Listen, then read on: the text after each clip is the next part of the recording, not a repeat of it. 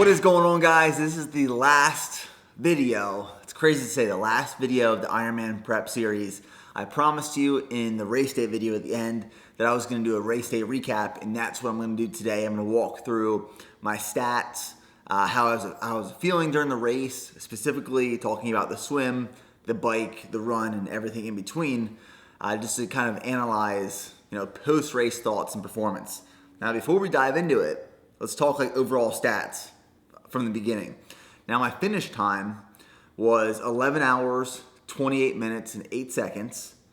And if we go into the details, I will say that the Ironman Tracker app was amazing. The entire BPN team was able to track my progress throughout the race and meet me at certain checkpoints, and it made filming the video a whole lot easier. And I know a lot of you guys that followed this progress followed the app on race day and were able to track what I was doing.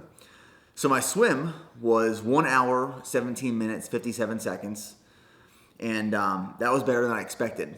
So I was planning for between an hour and 20 and an hour and 25 minutes. My transition one between the swim and the bike was 11 minutes flat.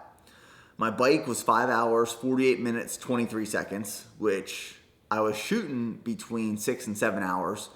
And we'll talk about the bike. The bike, I felt so powerful on the bike. Transition 2 between the bike and the run, 5 minutes, 57 seconds. And then my marathon, my run was 4 hours, 4 minutes, 53 seconds, bringing me to an overall time of, like I said, 11 hours, 28 minutes, 8 seconds. And placing wise, in my age group was male 25 to 29. I was 36th. Out of total gender, 422nd out of 1,757, and overall place was 486 out of 2,283.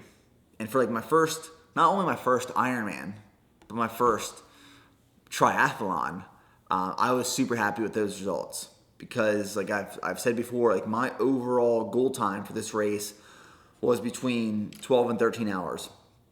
And that's what I was planning for. So when me and Taryn, Triathlon Taryn, we put together my program, my race day plan, everything was kind of projected for around the 12 to 13 hour mark. Because when I did my assessment half Ironman a few weeks ago, it was probably, I think it was 2 months ago at this point, I did my half Ironman, and I finished at 6 hours and 4 minutes or something like that, around the 6 hour mark. And that's what kind of gave us a projection for my full Ironman. That was last weekend, November 2nd, Panama City, Florida. And let's dive into that performance. So we arrived to Florida Wednesday evening and we drove. So we're in Texas. We drove 12 hours to Florida and arrived to Florida Wednesday evening because I wanted to give myself a few days of acclimation to Florida and then the area. And I didn't want it to get there too early because I didn't want to leave my normal training conditions here at home too early. So I found that leaving Wednesday morning, getting in Wednesday night for a race day Saturday was perfect timing. And we got in late Wednesday night. Woke up Thursday before the race was the most humid day in Florida for the entire year. Super humid. But me training all summer in Texas in 105 plus degree weather, dry heat and humidity, I was fully prepared for that. So that didn't bother me. Went down to the ocean on Thursday though. And on Thursday, the water temperature was 79 degrees, which made it not wetsuit legal. At that point, we couldn't wear a wetsuit for the swim. And the waves were just crazy. The ocean was all over the place. So all of my training was freshwater in a lake. Very calm in a lake that didn't allow boats. And then to see the ocean Thursday where it's just waves and choppiness and madness, I was all right, we have some conditions to deal with. Not a big deal. So Thursday, I checked in, I picked up my transition bags, and that was that. Thursday, I got a 1 hour bike ride in just on some trails in Florida, just to kind of get acclimated and feel it out. There was a crazy headwind Thursday. There was a storm rolling in Thursday, so the weather was all over the place.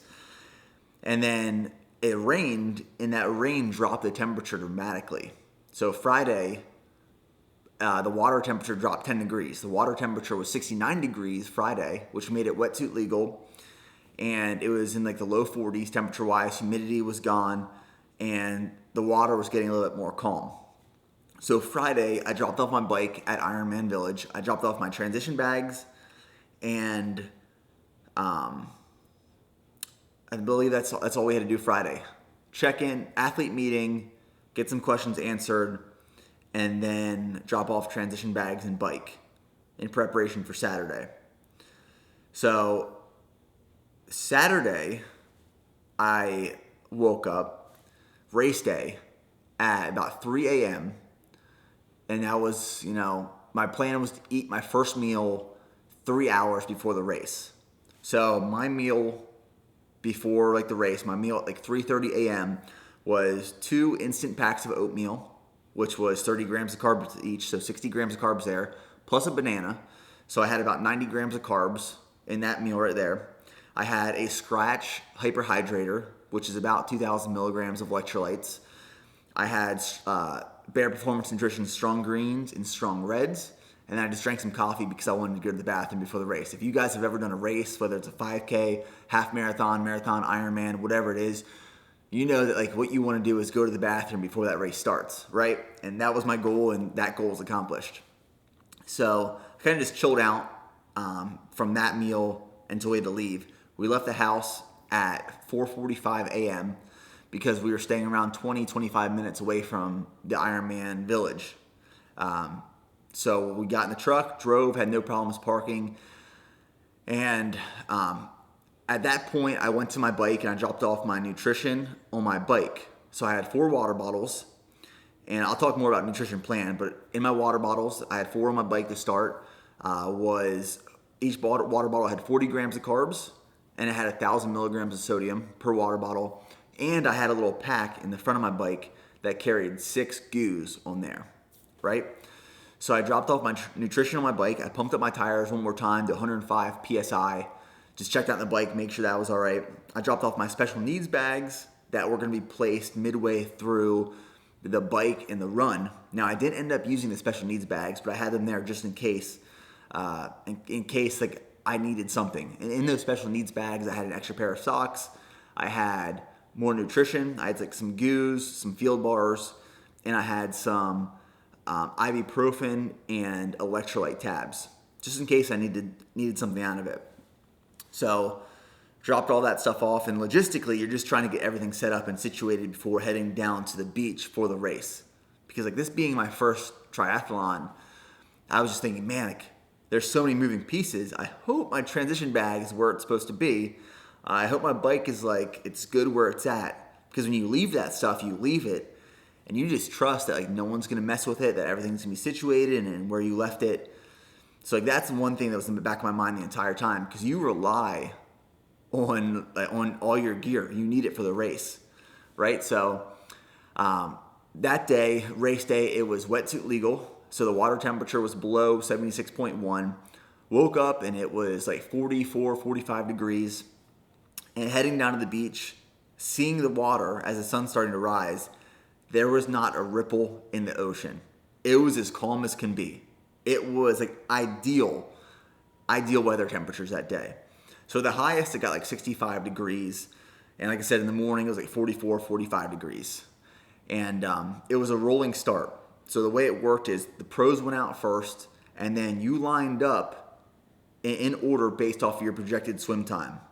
So my projected swim time, I thought was 1 hour 20, 1 hour 25 minutes. So I stood in line there.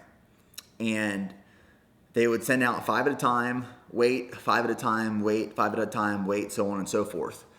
And your chip that you're carrying on your ankle, that straps your ankle, initiates once you cross that starting line. Now the swim, let me tell you, on the swim, all of my practice was, in the beginning it was the pool, towards the end of training it was all open water lake, Quarry Lake here in North Austin. And going from freshwater to saltwater, that was nothing. It didn't really make a big deal at all. But swimming with a bunch of other people is what's different. And you can only recreate that situation unless you like swim with a bunch of people during training or you do a bunch of races. But like when you're swimming with hundreds of people around you, where you're getting kicked in the face, you're kicking people, you're trying to find an opening, that is the most difficult part because people are slower that are in front of you. You're trying to find an opening. So I saw everyone group up together, and like it was like a pack of fish in the ocean. So my plan was I was going to stay towards the outside, so I had an opening so I could move past people, and I didn't have all of these distractions around me. So I stayed to the outside of the pack, and as I was swimming, I found my rhythm. And the beginning of Ironman prep, like I've talked about, I could not swim 25 meters without coming out of the water, gasping for air. And towards the end of Ironman prep, going into Ironman, I could swim 2.4 miles like it was, I'd walk out of the water, just have a full conversation like I wasn't doing anything. So when I started the swim, I found my rhythm, I found my groove, and I just fell into it. So the course was about 0.6 miles out into the water and then back, and then you ran on land, and then you ran across the beach maybe 100 yards, ran back in the water for your second loop for a total of 2.4 miles. And like I said, my time was around an hour and 17 minutes. And when I saw the clock coming out of that swim, and I was tracking it on my Garmin as well, I was like, all right, like we're ahead of pace. This is solid. Let's hold this. Let's keep this momentum moving forward into the bike. And I had a little bit of a longer transition, 11 minutes, but like if you could see the way it was set up, you had to run from the beach, get your wetsuit stripped, go through the shower where there was like this shower you ran through. It just got all the salt water off you. And then you went to the transition bags to the tent to change. And as soon as I got to the tent, I consumed another goo. So I had a goo 20 minutes before the swim started. I had a goo as soon as the swim was over. And the intent behind that was, okay, I need to maintain my nutrition. And obviously I couldn't consume any nutrition on the swim. So let's get some quick carbs, a little bit of sodium in me before I start the bike. And a little bit longer transition time, like I said, 11 minutes. But I got all of that situated, got onto the bike, and it was cold. I'll tell you, at that point it was still in the mid 40s.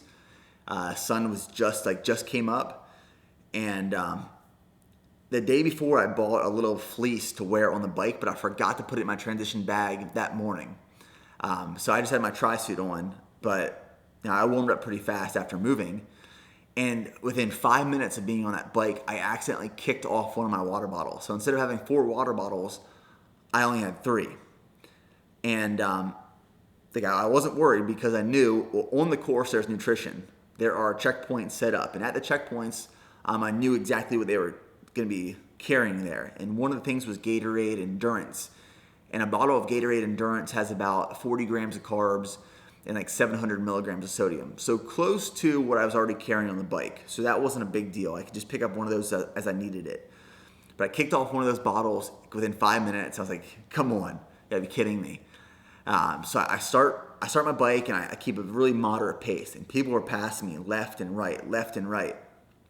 And within like 20 miles of being on the bike, because it's a really flat course, I realized, okay, let's pick it up now. 20 miles in, I picked it up, and I started powering through and passing people.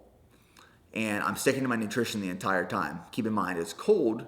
So I think what I was thinking in my mind was a lot of people, because it's cold, aren't using their nutrition as they should because you're not sweating at that point. You don't think you're becoming dehydrated, but I knew how important nutrition was. So I'm consciously consuming my water bottles and having 1 goo per hour on the bike. And after mile 20, I started picking up the pace, like I said, and I realized, I have a lot of power right now. Let's push this forward. So I maintain that momentum. I keep pushing forward faster and faster and faster. And I'm holding this power for a long period of time. And there were only like 8 miles on the bike that I can account for and remember that were difficult headwind wise. Like for 8 miles, there was a bad headwind where I decreased my my miles per hour to like 13 or 14. Overall, I think I was like 19 and like 19.5 maybe miles per hour average on the bike.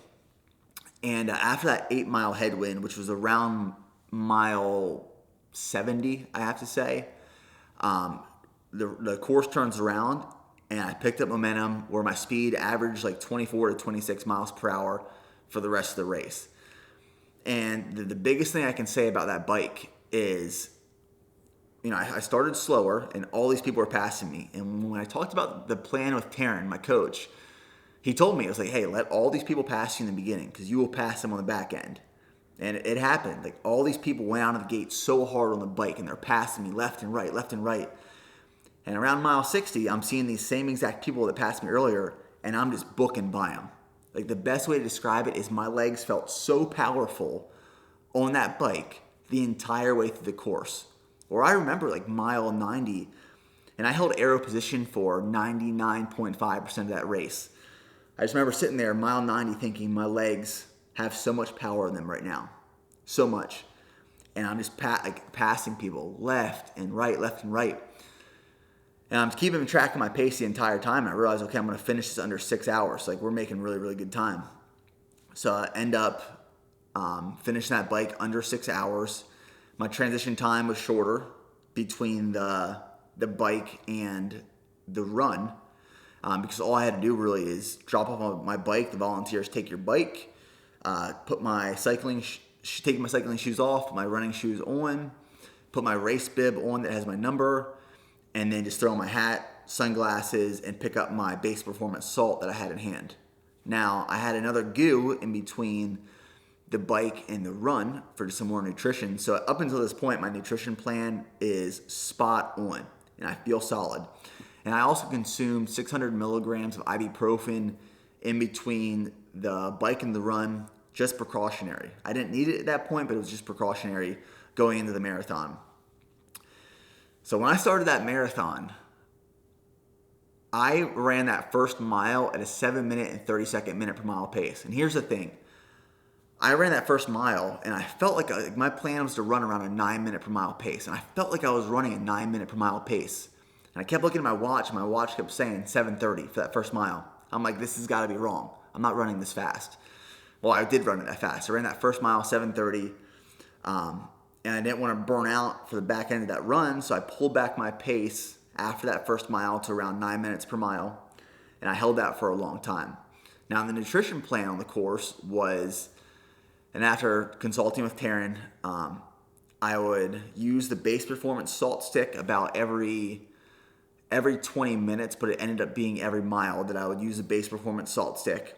And then I drank Coca-Cola that they had on the course for like the first, that was my nutrition plan the entire way through. And I'll tell you, that Coke was so refreshing on that course. Like, it just tasted so good. And I felt really good for the first 13 miles. So the course was 6.5 miles out, 6.5 miles back, and then you do that twice. So when I went out and back and at the turnaround, I still felt good. I was starting to obviously starting to feel it, fatigue and exhaustion, and that switch was starting to flip between physical and mental. Okay, your mind's gonna have to start driving you forward after this. And that's when I started hitting a wall. Like those last 13 miles started hitting a wall. And what happened was I started cramping up a little bit. So I'm still using the base performance salt. I'm still getting Coke at the water stations. And I would mix Coke and water. I'd still get some water as well too. Usually I would get like 1 cup of Coke, 1 cup of water at each station. And like stomach discomfort wise, I only had like GI issues on the end of the bike. Towards the end of the bike, I started, my stomach started really getting torn up because just of all the powders, like the goos, the powders and the water bottles. Too much of that would just cause stomach discomfort, and I was starting to get that. By the time I transitioned to the run, though, no more GI issues. But after that 13-mile mark on the run, at a turnaround, I started cramping up a little bit. So my legs, like if you've ever done like a long-distance run, maybe you've done a marathon, maybe an Ironman, some sort of endurance event, you get to a point sometimes where you get these little shocks that go through your leg and the muscle will seize up completely. But you can feel them mount. Like you can feel the impulse of the muscle starting to seize, and then you slow up a little bit, it stops. But if you run harder, it just like everything seizes up. You can't move. So I started getting these little impulses moving through my legs, the beginning of muscle cramps with 13 miles left, which I expected. It was part of my plan and preparation. So I did pick up some bananas on the course as well, which is a combination of the sodium, the salt that I was consuming, potassium, and some carbs from the bananas, and then water on the course. Those cramps would eliminate almost instantly after consuming that. And it got to a point, though, where I was running, 9:30 minute per mile pace. And if I tried to run faster than that, my legs would seize up. So I just held 9:30 for those last 13 miles. But those last 13, I will tell you, they were tough. Like that's when your mind goes to that dark place where you're going all day and you're trying to hold this pace and you have this projection of what you want to complete this race in. And this is uncharted territory for me, being not only my first Ironman, but my first triathlon. So at this point, I'm really happy with my pace and my timing. But your mind does go to a dark place at a certain point during these races where it's tunnel vision like this, and you are directly focused on getting to the finish line. You don't hear spectators, you don't hear people talking to you. Really, it's like, okay, now it's like it's go time. It is just you in the finish line. You got to get there. And that's how it was those last 13 miles. Those last 13 miles is just head down, tunnel vision focus, 1 mile at a time, taking 1 mile at a time and getting through that, focusing on your nutrition, focusing on pace, troubleshooting, cramps, and alleviating those cramps to get to that finish line. And I crossed that finish line 11 hours, 28 minutes, and 8 seconds. And, I'll tell you that feeling, I compared that feeling. I'm not going to compare these two things, Ranger School and the Ironman. I'm not going to compare the two, but finishing both had a similar feeling where, you go all in on something. You are focused on one thing for months and getting there and reaching that point. And when you finally get there, it is a very accomplishing feeling. It feels really, really good, especially when you do better than you planned and projected. I planned to come across that finish line between 12 and 13 hours. But coming across at 11:28:08, man, I was psyched. I was like, hell yeah, that's what we trained for. That's what we put all this work in for. And I know if I did another Ironman, which at one point I will do another Ironman. It's not in the near future, but I know I will crush my previous time of 11:28:08. All the knowledge you gain from that, you put back into your training. It's an investment going into that next race. But when I crossed that finish line, I felt sick. I told Steph, I was like, Steph, have a beer waiting for me at the finish line. I'm gonna chug this beer. But I couldn't drink the beer afterwards. I just felt sick crossing the finish line. And I think a lot of it was like my mouth just tasted so bad from that base performance salt stick on that run, because it's literally just like salt and electrolytes in this pack. And you lick your thumb and you open the top, you put your thumb over top of it and you shake it. So your thumb is now covered in like the salt crystals. You lick your thumb, it just tastes salty. And doing this, over 26, probably 30 times, I licked that. Your mouth just tastes like absolute shit from all the sodium and all the salt just covering it. If you're licking salt for 4 hours, your mouth is gonna taste bad. So I wasn't hungry after the race. I ate some pizza, but I wasn't hungry. My appetite really wasn't there. Hydrated, got some fluids back in me. And according to my Garmin, I burned, I think it was like 10,500 calories that day throughout the race. So I finally broke the 10,000 calorie burn challenge I've been trying to do for so many years. And that was the race. That was the Ironman. It was honestly a great experience. One of the coolest things I've ever done. But I want to say thanks to you guys. Thank you for following along this series since early May. Thank you for following a part of this series and engaging and commenting and all the support. And then when we got to race day, the support was amazing, and the amount of DMs and comments and messages and emails, it was crazy. It was crazy to see it. And for it all to come together, it felt really good, man. I tell you, like, it felt really good to cross that finish line. But there will be something even bigger next that we're already planning for. And I will release those details soon, but it's going to be bigger and better and harder and more difficult and more training. But as always, the goal is to go one more. And that's just like the life that I'm sticking to and fully committing and enjoying. So this wraps up the Ironman series. Man, I hope you guys enjoyed it as much as I did. It was a blast. I'm really happy with my time of 11 hours, 28 minutes, and 8 seconds. So we'll see you guys in the next video.